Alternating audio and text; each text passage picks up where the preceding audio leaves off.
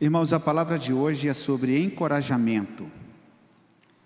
Encorajamento de um pai para o seu filho. Peço que você abra sua Bíblia, primeiro livro das Crônicas, no capítulo 28, o verso de número 20, o verso que resume o contexto de uma orientação paterna ao filho Davi, quando ele encoraja Salomão para construir o templo que ele mesmo não pôde construir, por advertência divina, dizendo que ele era um homem de guerra, ele tinha sangue nas mãos, e Deus então deu a Salomão, filho de Davi, a responsabilidade da construção do templo da sua casa. E eu queria, nesse texto, estar pensando e refletindo com os irmãos, neste verso de número 20, primeiro livro das Crônicas, no capítulo 28, o verso de número 20, sobre o encorajamento de Davi a Salomão.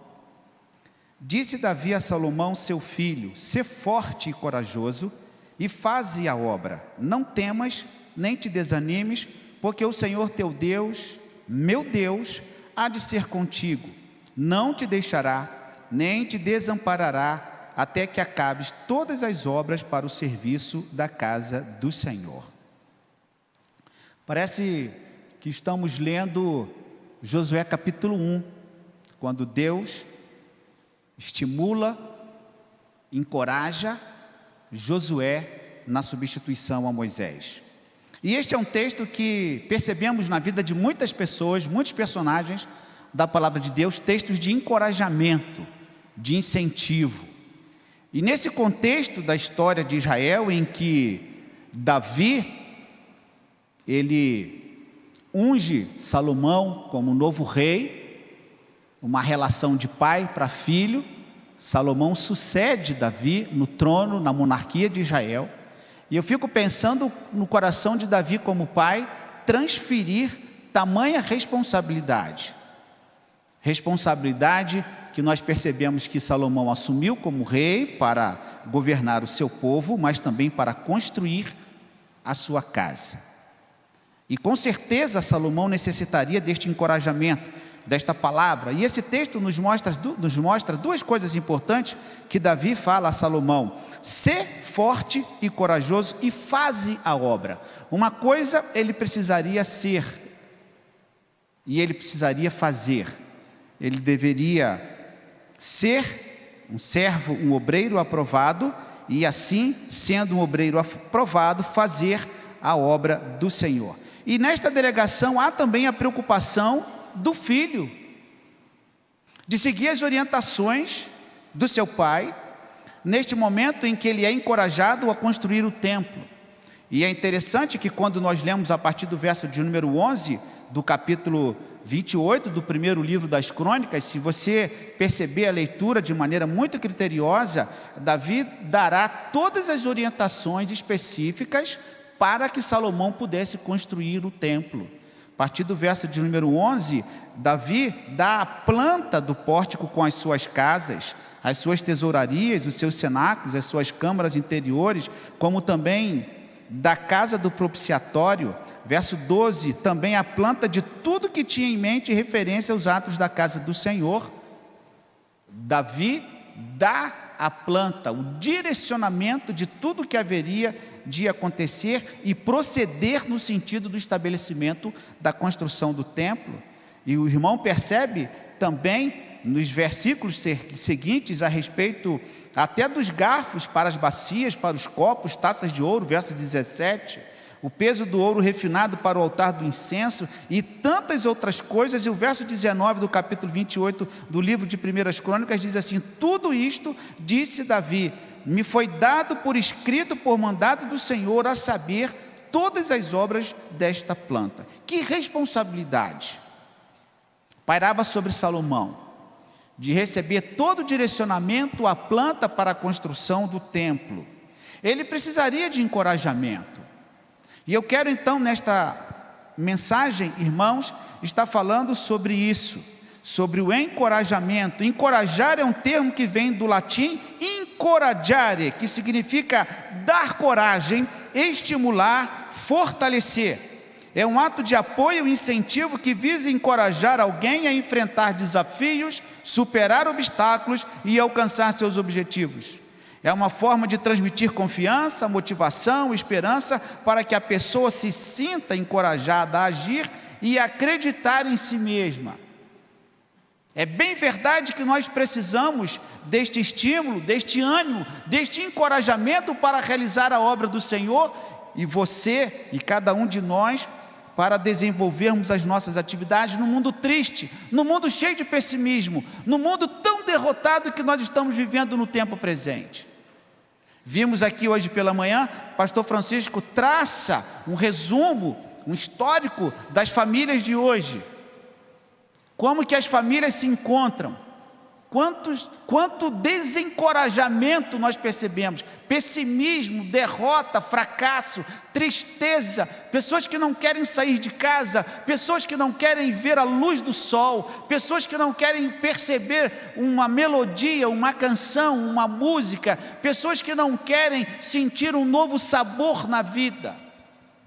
Não querem experimentar algo bom, algo novo, algo que seja propício para a vida. Por quê? Porque a vida tem sido uma vida muito difícil. Uma vida de muito pessimismo, e as pessoas estão desencorajadas. E esse texto e esta palavra nos mostra este encorajamento de Davi para com o seu filho. Ser forte. Davi estimula Salomão. E em primeiro lugar, reconheça que existe uma esperança. Esta esperança que vem do direcionamento do Senhor. Davi estimula Salomão, Davi mostra, dá o direcionamento, Davi assume a sua postura como pai, a sua postura como rei, e ele então, conhecendo da dinâmica, da sua experiência, ele consegue estimular. E este é um exemplo, numa relação muito específica aqui, não que Davi tenha sido um bom exemplo de pai, mas neste momento a intenção de Davi é muito boa, é muito própria. Eu sou um homem de guerra, eu conheço a nação, eu conheço de obra, eu conheço muita coisa e eu quero compartilhar, dividir, orientar aquele que construirá o templo. Deus traz o direcionamento e Davi dá a planta do templo. Esse pai que se preocupa e que estimula e que dá um empurrão para o filho. Não empurra o filho para o abismo, não empurra o filho para uma má situação, mas ele pega na mão, ele dirige, ele cuida. E quantos dos nossos filhos precisam de um empurrão, de uma ajuda, de um direcionamento, porque muitas vezes lhes faltam exatamente a experiência, o cuidado que muitas vezes os pais possuem. Eu queria refletir com você, e o que custa compartilhar com aqueles que necessitam? O que custa nos aproximarmos de alguém que você percebe que precisa de um direcionamento, que precisa de uma palavra, que precisa de uma exortação, e você muitas vezes sabe que aquela pessoa está indo para o fundo do poço, aquela pessoa está num direcionamento equivocado, e o que custa, muitas vezes para nós, uma abordagem de encorajamento, de estímulo, de busca desta pessoa para colocá-lo no caminho. Nossa casa, o nosso lar, é um exemplo muito próprio para nós nos estimularmos às boas obras. Reconheça que existe uma esperança. Abra sua Bíblia em Números no capítulo 13. Nós temos aqui bons exemplos e maus exemplos, no capítulo 13 de Números. Um texto em que Moisés envia homens para espiar a terra que eles iriam habitar no futuro, e Moisés então, numa estratégia, ele envia pessoas antes para reconhecer o local, para fazer um relatório, verificar como que era aquela região que eles haveriam de habitar. Ele envia os espias em primeiro lugar para poupar, talvez problemas, morte, talvez derrotas, mas ele então ele envia esses espias. Capítulo 13 do livro de Números, quando 12 espias são levados a preparar um relatório para apresentar para Moisés. E aí nós temos um relatório muito positivo, de estímulo, e temos um relatório muito negativo, de pessimismo. E veja aqui a partir do verso de número 25, Números capítulo 13. Ao cabo de 40 dias, voltaram de espiar a terra, caminharam e vieram a Moisés e Arão, a toda a congregação dos filhos de Israel, no deserto de Parã, a Cádiz, deram-lhes conta a eles e a toda a congregação e mostraram-lhes o fruto da terra. Relataram a Moisés e disseram: fomos à terra que nos enviaste, e verdadeiramente mana leite e mel, este é o fruto dela. O povo, porém, que habita nessa terra é poderoso, e as cidades muito grandes e fortificadas. Também vimos ali os filhos de Anak, os amalequitas, habitam na terra do Neguebe, os heteus, os jebuseus, os amorreus, habitam nas montanhas, os cananeus habitam ao pé do mar e pela ribeira do Jordão. Então Calebe fez calar o povo perante Moisés e disse: eia, subamos e possuamos a terra, porque certamente prevaleceremos contra ela. Nós conhecemos essa história.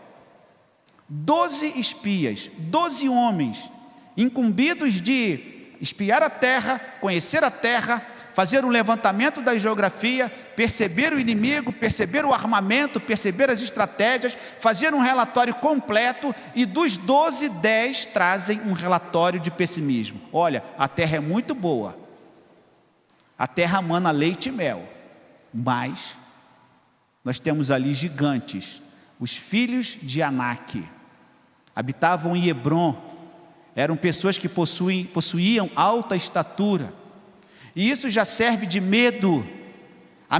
Amedrontados ficaram com aquilo que eles viram, e não apenas perceberam aquilo que a terra tinha de bom, mas eles foram também influenciados pelo tamanho daquelas pessoas, e o relatório não foi bom, foi um relatório de desestímulo. Olha, aqui estão os frutos, mas não dá para a gente conquistar.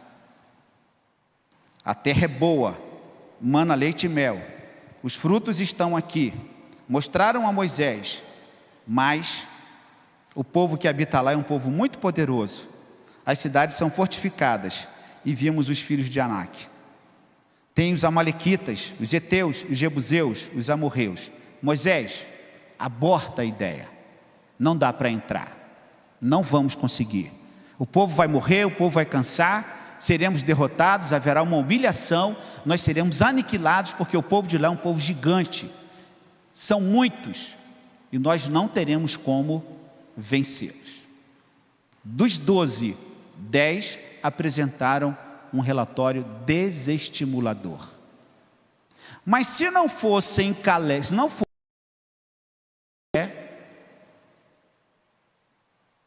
talvez até nós não estaríamos aqui. Talvez o povo não tivesse entrado na terra. Talvez o povo continuasse na casa da servidão, servindo a Faraó. E Josué e Calebe trazendo bons relatórios de encorajamento. No capítulo então que estamos percebendo, Calebe toma a palavra no verso 30, veja comigo, faz calar o povo perante Moisés e disse assim: eia, subamos e possuamos a terra, porque certamente prevaleceremos contra ela. Imagina a confusão que isso deu. 10 contra e 2 a favor. Mas havia uma promessa, havia lá atrás o estímulo de Deus com Abraão, com Isaac, com Jacó. Cada um estimulava o seu filho. Olha, vocês estão se dirigindo à terra prometida. Isso começa com Abraão. Deus começa a estimular Abraão: sai da tua terra, da tua parentela. Abraão fala com Isaac: Isaac, a promessa de Deus está sobre você, siga em frente. Isaac faz a mesma coisa com Jacó, Jacó faz a mesma coisa com José. José estimula seus irmãos, um no meio de tantos. A Bíblia é uma história de estímulos, de encorajamento, de motivação do ponto de vista da direção de Deus, da pessoa sentir que vem de dentro aquilo que Deus está conduzindo. Este relatório dos espias, ele não poderia ser de maneira nenhuma cumprido, porque havia uma promessa de Deus sobre aquele povo. E Calebe então apresenta, fazendo calar o povo, dizendo que nós vamos possuir essa terra, porque nós somos perfeitamente capazes de fazer isto numa outra versão. Davi estimulou Salomão. Volte para o texto que nós estamos percebendo. Primeiro livro das Crônicas, no capítulo 28. Salomão segue, a princípio, os passos. Nós sabemos, Salomão constrói o templo, dedica o templo, Davi ora consagrando o templo, e logo em seguida Salomão é proclamado rei. A coisa estava indo muito bem, e eu não quero entrar aqui no mérito quando há o desvio do percurso na vida de Salomão, mas nós encontramos Davi estimulando a Salomão com aquilo que era a vontade de Deus. Persevera, encorajem-se, e Davi realiza a obra do Senhor. Certa vez o diabo pôs à venda as suas ferramentas de trabalho. É uma história, uma ilustração. Então os compradores apareceram e as tranqueiras estavam todas lá: inveja, mentira, avareza, vingança, etc. Todos os apetrechos estavam num imperdível preço promocional. Pagamento no cartão em até 10 vezes parcelados. Tudo estava à venda, exceto uma ferramenta. Ela era muito estranha, pontiaguda e afiada, e tinha um preço altíssimo. Então um pobre diabo perguntou: que ferramenta é essa, chefe? E por que é tão cara? A isso respondeu o diabo: isso aqui é o desânimo.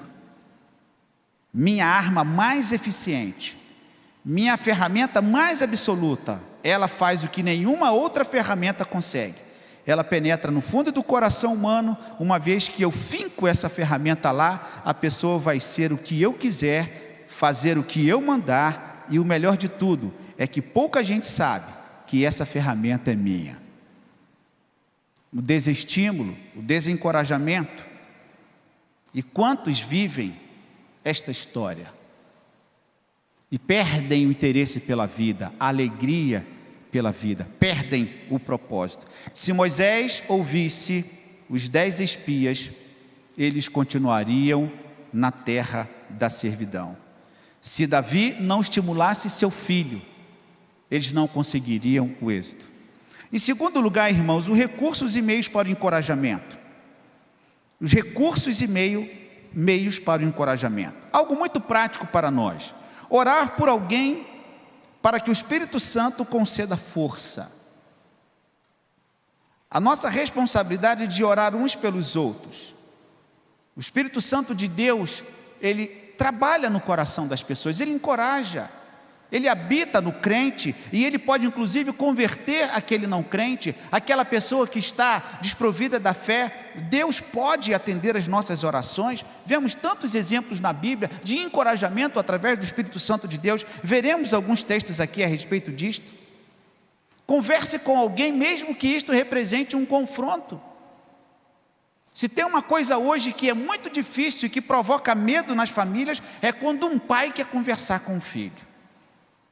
Parece que alguns estão intimidados, com medo de conversar com seus filhos. Qual será a reação deles? Como eles entenderão esta exortação, aquilo que falarei? Como eles absorverão todas essas questões? Irmãos, e nós vamos nos distanciando, e nós vamos deixando que a vida leve estas pessoas tão importantes em nossa casa. Precisamos nos encorajar uns aos outros, ainda que isto cause um certo confronto. Algo também importante para nós, principalmente que nós que fazemos uso da palavra, e se tem uma coisa que a gente gosta, Eu comprei esta semana, já chegou este livro, a história de Hudson Taylor. Já li essa história de uma outra editora, de um outro autor, e comprei novamente um outro livro falando dessa história de Hudson Taylor, que foi o missionário na China, em que foi o missionário das missões no interior da China. Biografias de homens que viveram lutas e dificuldades, e nós temos muitos exemplos. A própria Bíblia nos traz. Pessoas que conseguiram se superar em meio às lutas e dificuldades, às perseguições, às tragédias, às mortes, às separações, quando não, muitas vezes mutilações, quase perda de vida e perda de familiares, perseguições e tantas outras coisas, mas foram pessoas que se sentiram encorajadas, venceram, são exemplos para nós, e nós carecemos desses exemplos. A Bíblia está farta destes exemplos. Qual foi a última vez que você leu a biografia de uma pessoa? Qual foi a última vez que você leu a biografia de uma pessoa que tenha vencido, que tenha sido encorajado, que você foi abençoado com aquela leitura? O Espírito Santo concede encorajamento. Veja Romanos no capítulo 8. Destaco aqui alguns textos, irmãos, deste encorajamento que o Espírito Santo nos traz. Romanos no capítulo de número 8. Veja o verso 26. O maior encorajador do ser humano é o Espírito Santo de Deus. É um instrumento de Deus para habitar em nós, nos estimular, nos apoiar, nos fortalecer para enfrentar as nossas lutas. Romanos no capítulo 8, verso 26. Também o Espírito semelhantemente nos assiste em nossa fraqueza, porque não sabemos como orar como convém, mas o Espírito intercede por nós sobremaneira com gemidos inexprimíveis. E aquele que sonda os corações sabe que a mente do Espírito, sabe qual é a mente do Espírito, porque segundo a sua vontade, a vontade de Deus é que Ele intercede pelos santos. O Espírito Santo como aquele que encoraja, como aquele que fala. E muitas vezes nós não sabemos de onde, mas sabemos de onde vem, não sabemos como, melhor dizendo, nós sentimos-nos encorajados para prosseguir. Quantas vezes você já levantou e você não queria prosseguir? Quantas vezes você já viveu um desestímulo? E você não sabe como, não entende como, mas você sabe quem o estimulou e o colocou de pé para vencer uma batalha. Uma doença, uma enfermidade, um desemprego, um problema financeiro, um problema com alguém. Não sabemos como, mas o Espírito Santo no nosso espírito que trabalha, porque é o Espírito Santo de Deus, a terceira pessoa da Trindade, que habita no nosso coração, e por isso que o crente, ele é selado pelo Espírito Santo, e ele pode contar com o Espírito Santo nestes momentos. A Bíblia diz que aquele que não é filho de Deus, aquele que não crê no Senhor Jesus Cristo, a Bíblia diz que o Espírito Santo não habita nele, e ele não pode se valer da instrumentalidade do Espírito Santo para estimulá-lo e para trazer a vitória. Veja aqui também João capítulo 14. João capítulo 14. Volte um pouco aí na palavra. João capítulo 14.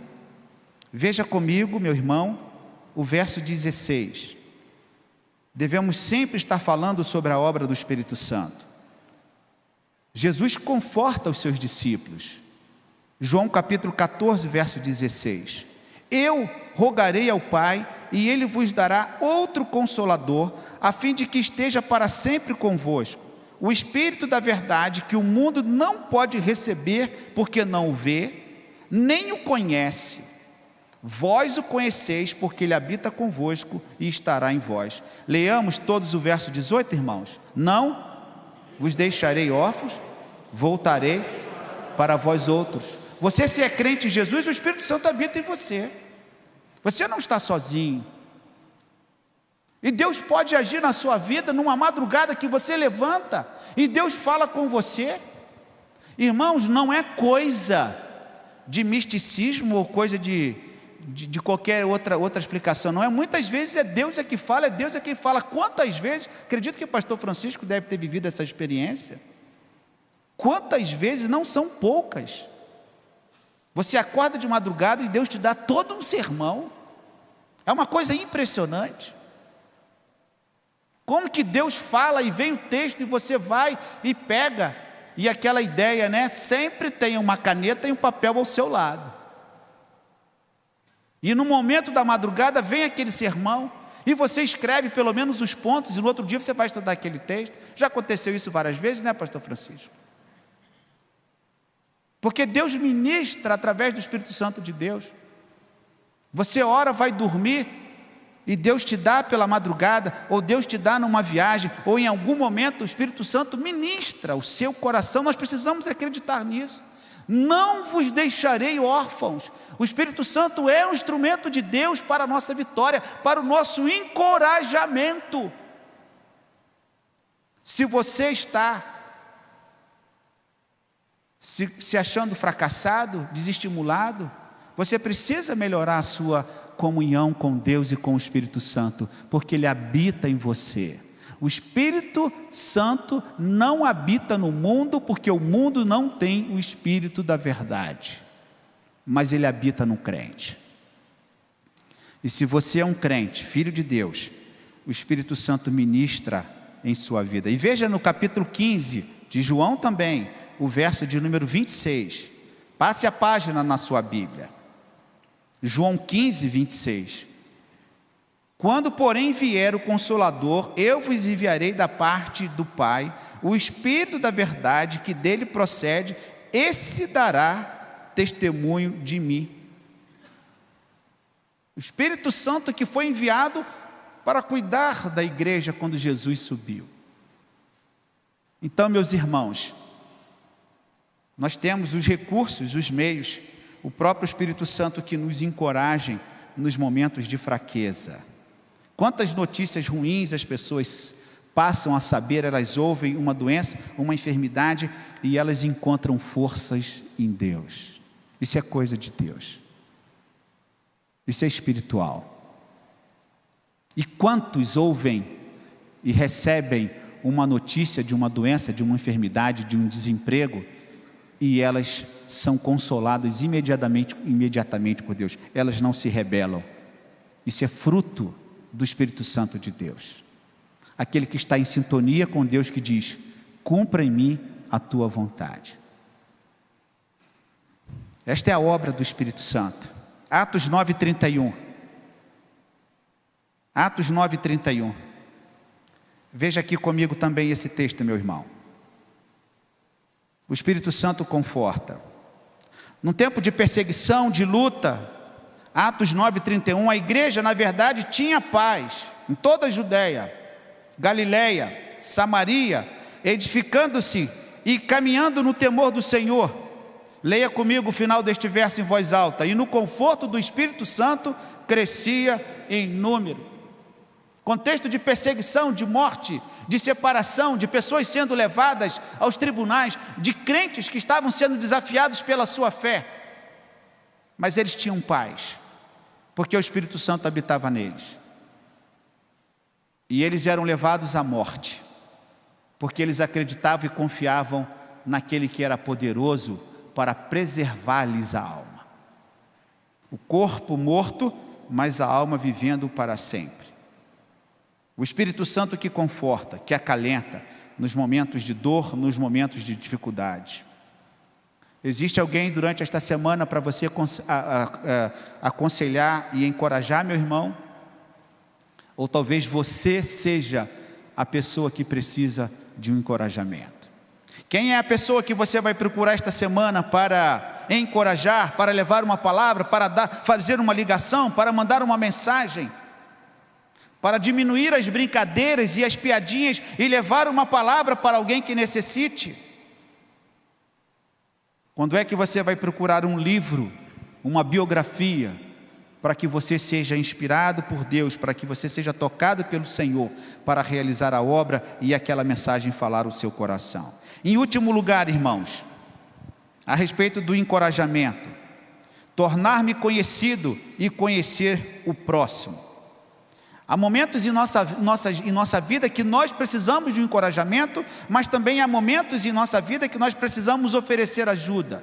Pessoas que estão ao nosso redor, que necessitam, nesta hora, em momentos difíceis, e muitos não falam, sequer procuram ajuda, abrem a boca para procurar alguém e compartilhar um problema. Quantas pessoas sofrem sozinhas? Não possuem amigos, a família não compreende, não conseguem estabelecer uma comunicação positiva, aberta, de compreensão, sem julgamentos, e muitos se calam, e neste silêncio, a alma adoece.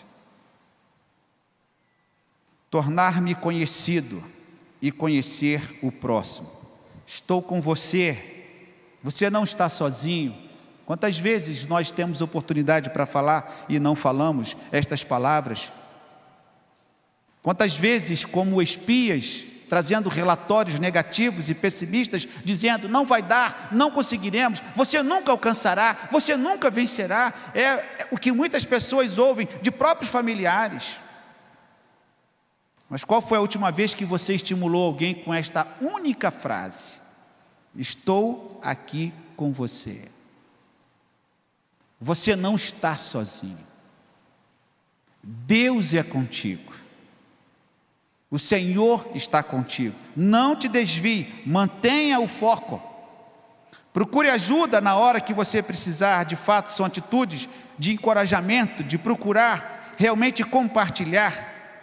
Desenvolva a sua capacidade espiritual, desenvolva mais a sua leitura da palavra, desenvolva mais o seu conhecimento de homens e mulheres que foram estimulados, conforme disse aqui, tantos que foram estimulados. Deus estimulou Moisés, Deus estimulou Josué, Deus estimulou Jeremias, Isaías, os profetas.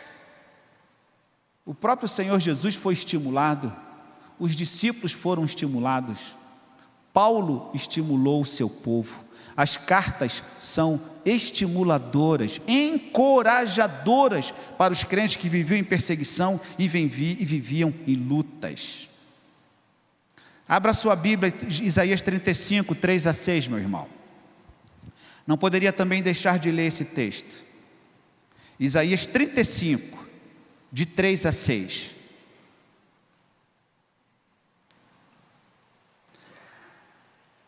Digam aos desanimados, não tenham medo, animem-se, pois o nosso Deus está aqui. Ele vem para nos salvar, Ele vem para castigar os nossos inimigos.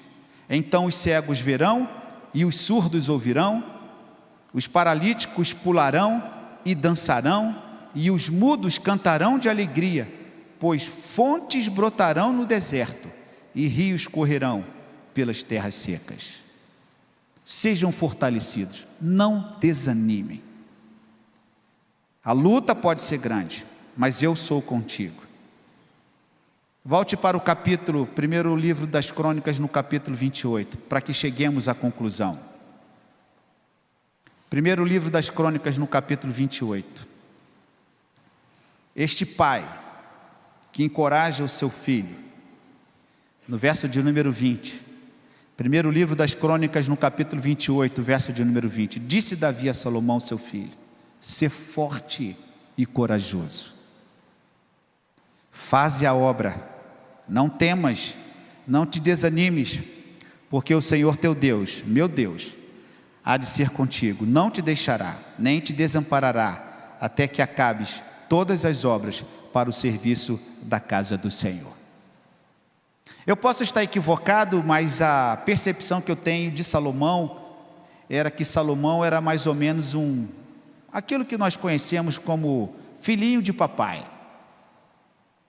Ele era muito diferente de Davi. Davi é um guerreiro, estadista, um soldado valente, não tinha medo, não se acovardava. Davi era um homem preparado.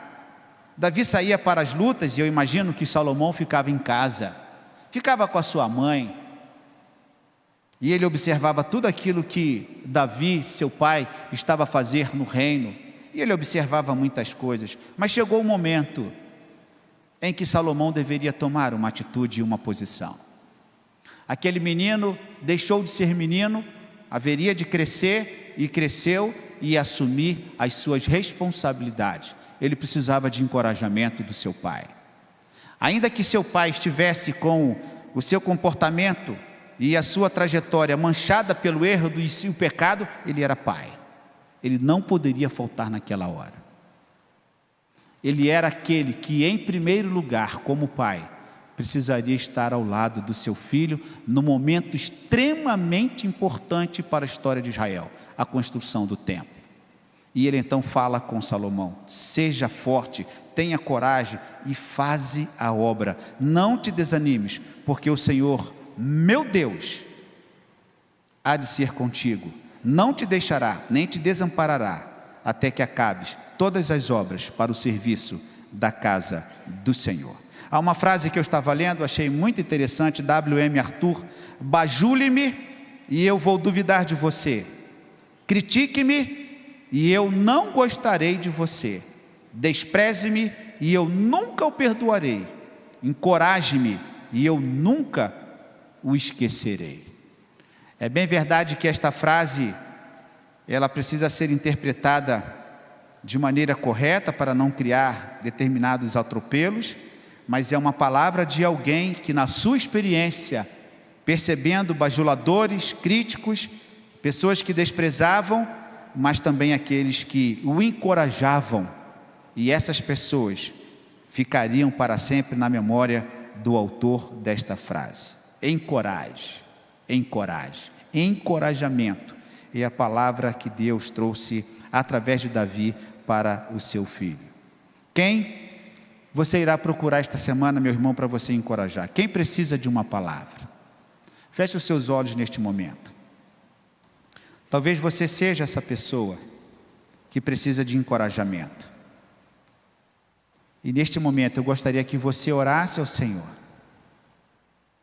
se preparando inclusive para a ceia, pedindo encorajamento. Se você está desanimado, passando por uma luta difícil, em que você não percebe solução, saída, mas o Senhor te diz nesta noite: não temas, eu sou contigo, confie, eu sou o Senhor, que te tomo pela mão direita e te digo: não temas, eu te ajudo, eu sou contigo.